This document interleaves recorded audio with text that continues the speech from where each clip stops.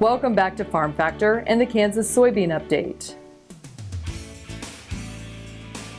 This is the Kansas Soybean Update. It's brought to you by the Kansas Soybean Commission. The Soybean Checkoff, progress powered by Kansas farmers. Katie Sawyer from McPherson County is joining us, and she serves as a volunteer for Common Ground Kansas. And Katie, for those who are not familiar with Common Ground Kansas, what is it all about? Common Ground is a national level organization that has several state affiliates, and so Kansas is one of them. We're a group of farm women, wives, or women involved in agriculture somehow speak out on behalf of the agriculture industry. We really try to focus on not using fear, not using intimidation, but just simply talking about the facts and what's involved in the production of your food. We try to talk at a female-to-female level, moms to moms, wives to wives, and really just kind of help women understand kind of what we do, why we do it, and how it impacts them. Give us some examples of some of the conversations that you've had with various people. A lot of my conversations recently have focused on two main topics, and that drives from kind of what we do on our farm, and that's GMO crops and the use of pesticides on those crops, and then antibiotics and beef production. There's a lot of misinformation and a lot of lack of information out there about GMOs and why farmers use them and how they may or may not affect the consumer. So we talk a lot about they are perfectly safe. They do not force us to use more pesticides. In fact, we can use less pesticides, we use less inputs in general, and it helps us just produce a crop in conditions that we previously could not produce crops. And on the beef side, the antibiotics is always a big question. We do responsibly use antibiotics in our beef. We feel like that is the humane thing to do to treat our animals when we're sick, and we don't just feed it to our animals. And so it's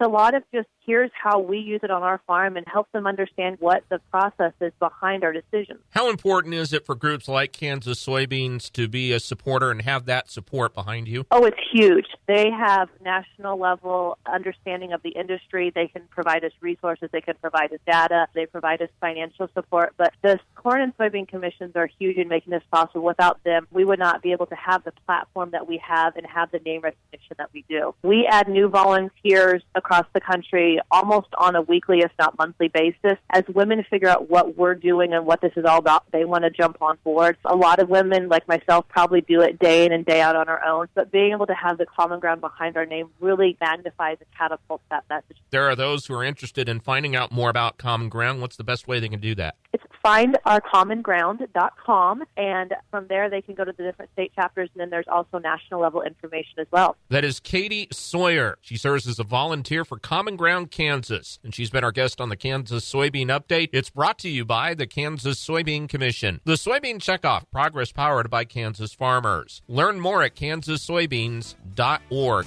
For Kansas Soybeans, I'm Greg Akagi. Hope you enjoyed this week's Kansas Soybean Update. After the break, we'll catch up with Duane and Paul Penner, immediate past president of the National Association of Wheat Growers. I will take action against herbicide-resistant weeds. I will know my weeds, and I will stop them before they go to seed. I will do whatever it takes to give my crops the upper hand. And I will use multiple herbicide sites of action because every action counts. I will take action, this time for all time.